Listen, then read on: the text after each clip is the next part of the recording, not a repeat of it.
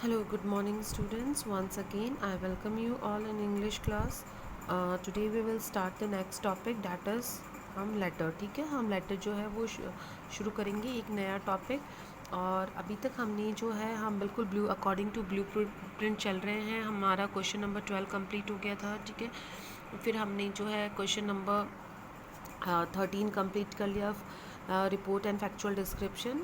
Now comes question number 14 जो कि हमारा लेटर का आता है. ठीक है, और कितने मार्क्स का आता है? 7 मार्क्स का आता है. ठीक है, अब बेटा लेटर क्या होता है? लेटर आप सब लोग समझते हैं, it is a written communication. ठीक है, एक लिखित में जो कम्युनिकेशन होता है उसे हम लेटर कहते हैं, जो कि one person to another person दिया जाता है बाय पोस्ट. ठीक है, जो कि एक पर्सन से दूसरे पर्सन को दिया जाता है, थ्रू पोस्ट दिया जाता है. ठीक है, अब letter, types of letter. Letter कितने तरीके के होते हैं? एक होता है फॉर्मल लेटर और दूसरा होता है इनफॉर्मल लेटर. हिंदी में बोलते हैं औपचारिक पत्र और अनौपचारिक पत्र. ठीक है, अब हमारे सिलेबस में ये वाला नहीं है. ठीक है, हमारे सिलेबस में ये वाला नहीं है. इनफॉर्मल लेटर्स हमारे सिलेबस में नहीं है. केवल हमारे लेटर में हमारे सिलेबस में कौन से हैं? फॉर्मल लेटर्स हैं. ठीक है, फॉर्मल लेटर में हमारे पास में है बिजनेस लेटर और ऑफिशियल लेटर. ठीक है, अब है तो दो ही ये लेटर, लेकिन इन दो के अंदर बहुत सारे आ जाते हैं. ठीक है, जैसे कोई भी बिज़नेस पर्पज़ से लिखा जाता है वो बिज़नेस लेटर होता है, ऑफिशियल पर्पज़ से जो लिखा जाता है वो ऑफिशियल होता है. ठीक है, अब बेटा देखो, फॉर्मल लेटर, इनफॉर्मल, आपने लोकल क्लासेस में, सभी क्लासेस में ये दोनों लेटर्स करे हैं. ठीक है, इनफॉर्मल लेटर मीन्स जो लेटर हम हमारे रिश्तेदारों को, हमारे पेरेंट्स को, हमारे फ्रेंड्स को लिखते हैं. ठीक है, अब बेटा इन दोनों लेटर्स को फॉर्मल और इनफॉर्मल में क्यों डिवाइड करा गया है? बिकॉज दोनों की लैंग्वेज में बहुत ज़्यादा डिफरेंस होता है.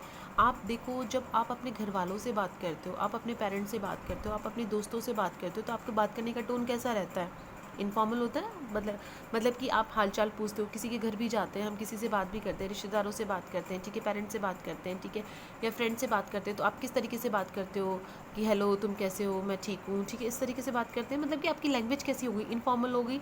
ठीक है, तुम्हें आना है, तुम्हें ऐसे करना है. ठीक है, बट जब हम किसी भी अधिकारी को लेटर लिखते हैं तो कभी ऐसे नहीं पूछते कि तुम कैसे हो. ठीक है, उसमें डायरेक्ट जो हमारा पर्पस है लिखने का, डायरेक्ट जो हमारा उद्देश्य है कि हम किस उद्देश्य से लिख रहे हैं, वो डायरेक्ट टू द पॉइंट जो है वो बात होती है. कोई भी बात को हम जो है पॉइंट से हट कर नहीं लिखते हैं.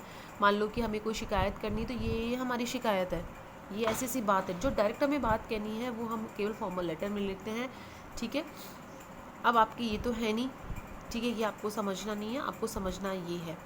अब इसमें आपके कौन कौन से लेटर आ जाते हैं? लेटर टू एडिटर आ जाता है, कंप्लेन लेटर आ जाता है, letter of inquiry and information आ जाता है, बिजनेस कंप्लेंट्स आ जाती हैं, और जॉब एप्लीकेशंस आ जाते हैं. ठीक है, तो ये सारे अब लेटर्स हैं. इनके हम जो है 1 1 2 2 3 3 एग्जाम्पल्स सबके करेंगे. थोड़ा सा लेंदी ज़रूर है बेटा टॉपिक, बट बहुत ईजी है.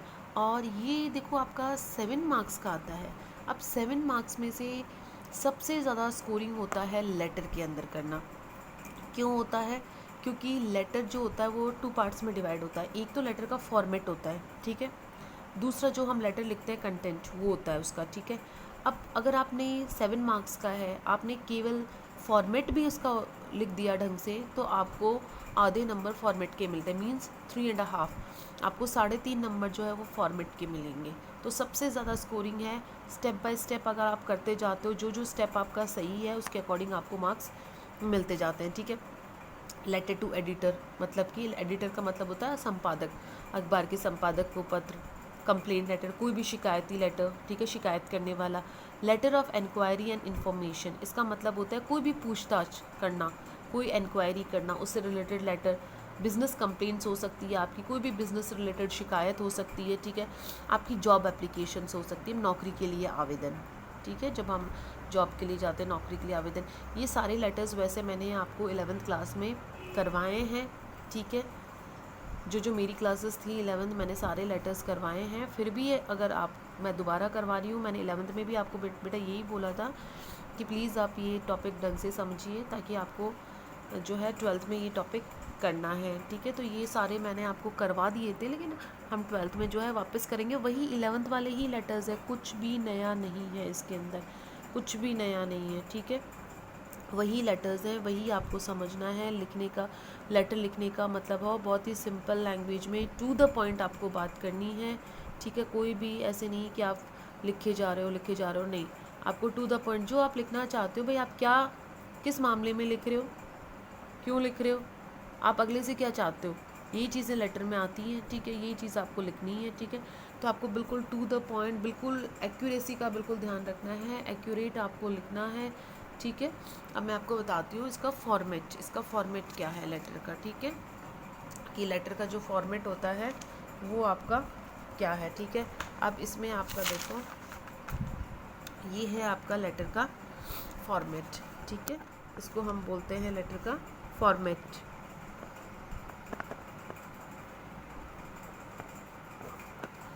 अब देखो लेटर का फॉर्मेट, बेटा एक चीज़ आपको ध्यान में रखनी है कि जो भी हम लिखेंगे, जो भी हमारा फॉर्मेट में आएगा वो लेफ़्ट साइड आएगा।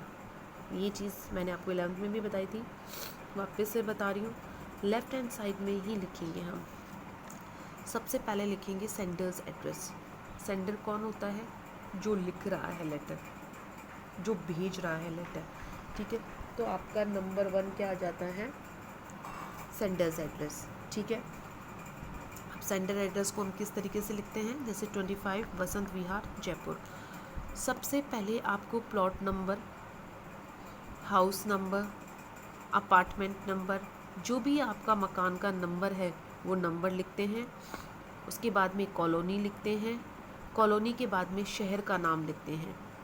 सेंडर्स एड्रेस आपका 2 या 3 लाइन में आना चाहिए। आई बात समझ में, वापस से बोल रही हूँ, सेंडर्स एड्रेस, सेंडर कौन होता है, लेटर लिखने वाला, जो लेटर लिख रहा है। जैसे आप लेटर लिख रहे हो तो यहाँ आपका एड्रेस आएगा। एड्रेस कितनी लाइन में आएगा, एड्रेस आएगा 2 या 3 लाइन्स में एड्रेस आएगा, ठीक है। सबसे पहले आपका प्लॉट नंबर आएगा, हाउस नंबर आएगा, घर का नंबर आएगा, फिर उसके बाद में आपके कॉलोनी का नाम आएगा। ये एक ही लाइन में लिख दीजिए आप, ठीक है। अगर 2 लाइन का एड्रेस है, बड़ा है, जैसे एक में कॉलोनी आ गई, आपका कोई भी लोकेशन देना चाहते हो वो दे दो आप, ठीक है, कोई भी। फिर उसके बाद में शहर का नाम, शहर का नाम आपको लिखना कंपलसरी है, लिखना है, ठीक है, 2 या 3 लाइन के अंदर। और किधर की साइड लिखा जाएगा, लेफ़्ट हैंड साइड कॉर्नर पर। आपका सीक्वेंस बिल्कुल प्रॉपर चलेगा। जो आपकी ये लाइन है, इस लाइन के टच होता हुआ ही सेंडर्स एड्रेस आएगा। और बिल्कुल ऐसे हेडिंग लिख के नहीं लिखना है कि सेंडर्स एड्रेस लिख दिया फिर नीचे उसका एड्रेस लिख दिया, नहीं, ऐसे नहीं। डायरेक्ट जैसे आपका सेंडर्स एड्रेस है ये 25 बसंत विहार जयपुर, तो डायरेक्ट आप इस लाइन के टच करते हुए लिखोगे 25 बसंत विहार, नीचे वाली लाइन में लिखोगे जयपुर, ठीक है। बिल्कुल आपका सीक्वेंस ऐसे चलेगा, ये इस तरीके से, ठीक है। फिर आपको एक लाइन छोड़नी है, एक लाइन यहाँ ब्लैंक छोड़नी है। उसके बाद में आपको लिखना है डेट, ठीक है। अब कई स्टूडेंट्स ये गलती करते हैं, मैंने 11th क्लास में भी आपको बोला था, कभी भी डेट लिखकर, कई बच्चों की आदत होती है बेटा, जिस तरीके से मैं आपको नीचे समझाती हूँ, बच्चे क्या करते हैं, डेट फिर ऐसे लिखते हैं। ये तरीका आपका गलत है, इस तरीके से नहीं लिखोगे आप, डायरेक्ट डेट लिखोगे। जैसे 11 जुलाई 2020, जुलाई 11 2020, 11 जुलाई 2020, किसी भी तरीके से लिख सकते हो, लेकिन ऐसे नहीं लिखना है 11/7/2020, इस तरीके से नहीं लिखोगे। इन तीनों तरीकों में से जो आपको सूटेबल लगे वो लिखोगे। किधर की साइड लिखोगे, लेफ़्ट हैंड साइड में ही लिखोगे, बिल्कुल इस लाइन के टच होते हुए। आपका जो भी चीज़ें लिखोगे बिल्कुल सीक्वेंस आपका यहाँ से बराबर चलेगा, यहाँ से आगे पीछे हो सकता है, ठीक है, बट आपका यहाँ से बिल्कुल ये सीक्वेंस एक में ही चलेगा, लेफ़्ट हैंड साइड में ही चलेगा। देन आपका रिसीवर्स एड्रेस, रिसीवर एड्रेस का मतलब होता है प्राप्त करने वाले का अगले का पता, जिसको हम भेज रहे हैं, ठीक है, जो रिसीव करेगा। रिसीव का मतलब समझते हो, लेने वाला, ठीक है। तो जो रिसीव करेगा उसका एड्रेस आएगा, ये एड्रेस पोस्ट के साथ में आएगा, डेजिग्नेशन के साथ में आएगा। It has to be written with designation, proper designation, मतलब कि इसमें आपको जिसको हम पर्सन को लिख रहे हैं उसका डेजिग्नेशन लिखा जाएगा। जैसे कि आप चेयरमैन को लिख रहे हो तो द चेयरमैन, उसके बाद में उसका पता आएगा। कलेक्टर को लिख रहे हो तो द कलेक्टर, देन उसका एड्रेस आएगा। मजिस्ट्रेट को लिख रहे हो तो द मजिस्ट्रेट, देन नीचे उसका एड्रेस आएगा, ठीक है। प्रिंसिपल को लिख रहे हो तो द प्रिंसिपल, देन उसका आपका जो है एड्रेस आएगा। एडिटर को लिख रहे हो तो द एडिटर, देन उसका एड्रेस आएगा। मतलब कि पहली लाइन में आपको डेजिग्नेशन लिखनी है, इसलिए मैंने देखो एग्जांपल दिया है यहाँ पर, द चेयरमैन। सबसे पहले आपको जो है रिसीवर एड्रेस में किसको लिख रहे हो ये लिखना ज़रूरी है आपको, डेजिग्नेशन क्या है उसकी, ठीक है। तो सबसे पहले द कर जिसको लिख रहे हो उसकी पोस्ट क्या है, उसका ओहदा क्या है, द लिखकर वो लिखना है। देन उसके नीचे उसका वही 2 लाइन में 3 लाइन में पता आ जाएगा। जैसे कि आप कलेक्टर को लिख रहे हो, the collector Jaipur district Jaipur, the chairman municipal corporation Jaipur. जैसे म्यूनिसिपल वालों को लिख रहे हो तो the chairman municipal corporation Jaipur. Principal को लिख रहे हो तो the principal KBBS school Jaipur. तो मतलब कि आपको जो लिखना है वो पहली लाइन में आपको उसकी पोस्ट लिखनी है, उसकी डेजिग्नेशन लिखनी है। डेजिग्नेशन लिखने के बाद में आपको जो है आगे एड्रेस लिखना है। आया बात समझ में? अब आपको एक लाइन ब्लैंक छोड़नी है। यहाँ पर देखो मैंने सब जगह ब्लैंक छोड़ी है बेटा लाइन, ठीक है। अब आपको क्या करना है, यहाँ एक लाइन छोड़नी है, बिल्कुल सीक्वेंस में चलेगा आपका। एक लाइन छोड़ने के बाद में आएगा आपका सब्जेक्ट। सब्जेक्ट का मतलब होता है विषय, लिखने का जो आपका विषय है, ठीक है। ये आपका जो है बहुत ही एक्यूरेट ब्रीफ होना चाहिए। ब्रीफ का मतलब बहुत बड़ा नहीं होना चाहिए, डायरेक्ट टू द पॉइंट। भाई आप किसके बारे में लिख रहे हो, मान लो कि आपको आपका पर्पस क्या है लिखने का, क्या उद्देश्य है आपका लिखने का।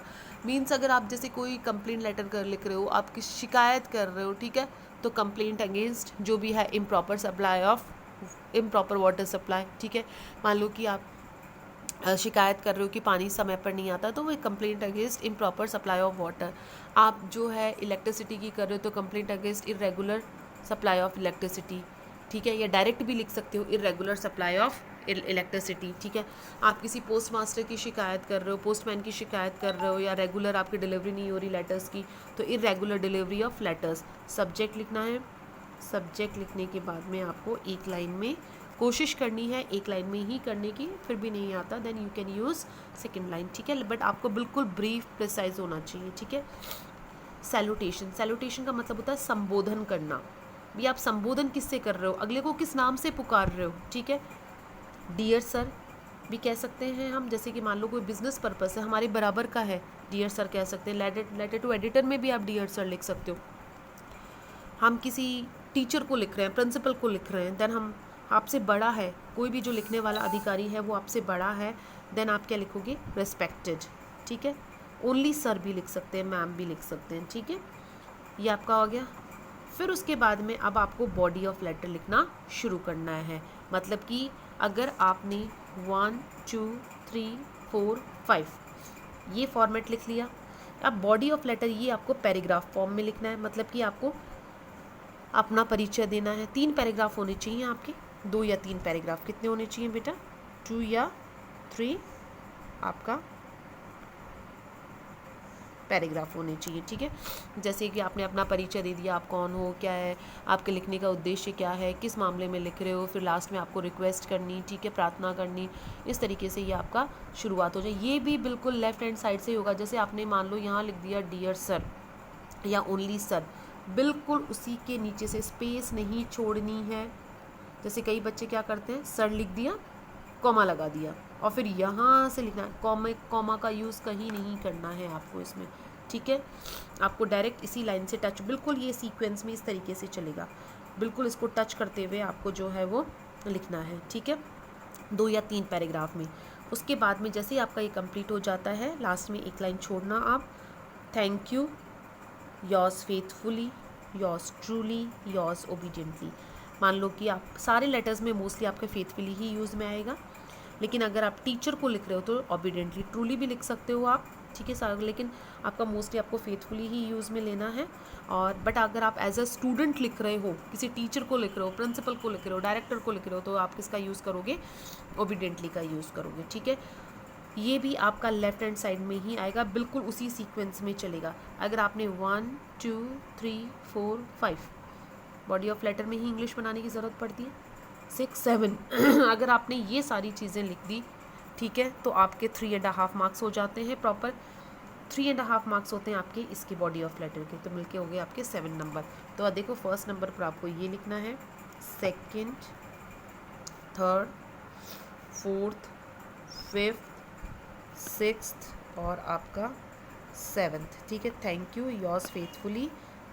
और 8th नंबर पर आपको नेम लिखना है। किसका लिखना है? सेंडर का। सेंडर कौन होता है? मैं ऊपर तो एड्रेस आएगा, नीचे आएगा नाम, ठीक है। अगर कोई पोस्ट दी हुई है तो उसकी पोस्ट भी लिख सकते हो आप, ठीक है, वो क्वेश्चन के अकॉर्डिंग। आपको सबसे पहले क्वेश्चन रीड करना है। क्वेश्चन में देखना है क्या चीज़ हमें दी गई है, क्या हमें मैन से ऐड करनी है, ठीक है। आपका पर्पस क्या है लिखने का। तो ये आपका बेटा बिल्कुल फॉर्मेट है, बहुत ईजी वे में है। अब हम बात करते हैं, सबसे पहले हम करेंगे लेटर टू एडिटर, ठीक है। मैं कल करवाऊंगी एग्जाम्पल, डरने की बात नहीं है। आज मैं थोड़ा सा आपको जो है इसके बारे में बता रही हूँ, ठीक है। Letter to editor. एडिटर कहाँ का होता है? न्यूज़पेपर का होता है, ठीक है। एडिटर को हम लेटर क्यों लिखते हैं? For giving suggestions, views and opinion, या फॉर कंप्लेन। हम अखबार के संपादक को लेटर लिखते हैं या तो हमारी कोई सुझाव देने के लिए, हमारी कोई विचार देने के लिए, हमारी कोई राय देने के लिए, ठीक है, या कोई भी शिकायत करने के लिए। अब आपकी ये जो सुझाव, राय, ये कोई भी चीज़ पर हो सकते हैं। कोई भी नेशनल इशू, कोई भी राष्ट्रीय मुद्दा हो सकता है, कोई सोशल इशू, कोई सामाजिक मुद्दा हो सकता है, ठीक है। मान लो कि आपको डाउरी सिस्टम के ऊपर, चाइल्ड लेबर के ऊपर, टेररिज्म, आतंकवाद के ऊपर, ठीक है, राइजिंग प्राइसेस, बढ़ती हुई जो महंगाई है, ठीक है, उसके ऊपर, या फिर आपका कोई भी अनएम्प्लॉयमेंट, बेरोज़गारी की समस्या के ऊपर, जो भी आपके कोई भी सोशल इश्यूज़, नेशनल इश्यूज़ जो होते हैं, राष्ट्रीय मुद्दे, आप उस पर अपनी राय देना चाहते हो। आप चाहते हो कि आपकी ये राय अखबार में पब्लिश हो जाए। भाई देखो, लेटर टू एडिटर, एडिटर क्या करेगा? अखबार का संपादक क्या करेगा? उसके पास में एक ही अथॉरिटी है, वो है न्यूज़पेपर में न्यूज़ छापने की। तो जब भी हमें कोई भी न्यूज़ अखबार में पब्लिश करवानी होती है तो हम किसको लिखते हैं? लेटर एडिटर को। और वो न्यूज़ किसी के भी रिगार्डिंग हो सकती है, कोई सुझाव भी हो सकता है, कोई शिकायत भी हो सकती है। शिकायत कैसे हो सकती है? देखो, न्यूज़पेपर का एडिटर शिकायत दूर नहीं करेगा, बट वो हमारी शिकायत लोगों तक पहुंचा देगा। इसलिए हमें जब भी कोई भी हमारी बात अखबार में पब्लिश करवानी होती है तो हम न्यूज़पेपर के एडिटर को लेटर लिखते हैं, ठीक है। कंप्लेन हो सकती है हमारी, कोई शिकायत, जैसे कि कोई एरिया, कोई लोकेलिटी, हमारी कॉलोनी में कोई समस्या है, ठीक है, हमने बार बार जो है कंसर्न अथॉरिटीज़ को बोला लेकिन इस पर कोई ध्यान नहीं दिया गया, ठीक है, तो वो भी आपकी जो है हम चाहते हैं कि एडिटर जो है अपने अखबार में छापे। तो जब भी कोई भी न्यूज़ हमें अखबार में पब्लिश करवानी होती है, ठीक है, कोई भी हमारी ये सारी चीज़ें, मान लें ये हमें क्या करवानी है? अखबार में पब्लिश करवानी है, तो हम किसको लेटर लिखेंगे? एडिटर को लेटर लिखेंगे, ठीक है।